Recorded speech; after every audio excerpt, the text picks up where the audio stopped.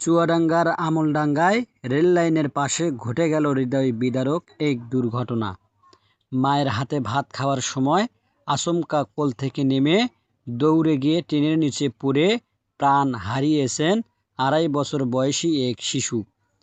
রোববার ১৮ জানুয়ারি দুপুরে আমলডাঙ্গায় পশুহাট সংলগ্ন রেললাইনে এই মর্মান্তিক ঘটনা ঘটে। নিহত শিশুটির নাম আইমান সামির। সে উপজেলার বেলগাছি ইউনিয়নের দুয়ারপাড়া গ্রামের বাসিন্দা সোহাগ আলীর একমাত্র সন্তান। পরিবারের বসতবাড়ি রেললাইনের একেবারেই পাশে। প্রত্যক্ষ ও পারিবারিক সূত্রে জানায়, দুপুরের দিকে বাড়ির সামনে রেললাইনের ধারে বসে আইমান সামিরকে ভাত খাওয়াচ্ছিলেন তার মা। এ সময় পানি আনতে তিনি অল্প সময়ের জন্য ঘরের ভেতর যান।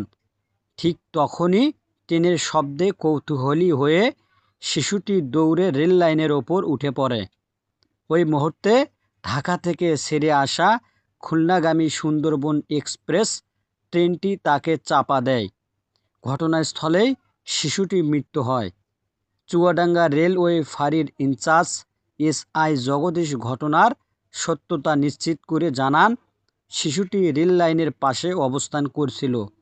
অসাবধানবশত ট্রেনের নিচে পড়ে তার মৃত্যু হয়েছে। খবর পেয়ে রেলওয়ে পুলিশ ঘটনাস্থলে পরিদর্শন করেন। এই দুর্ঘটনায় এলাকায় শোকের ছায়া নেমে এসেছে।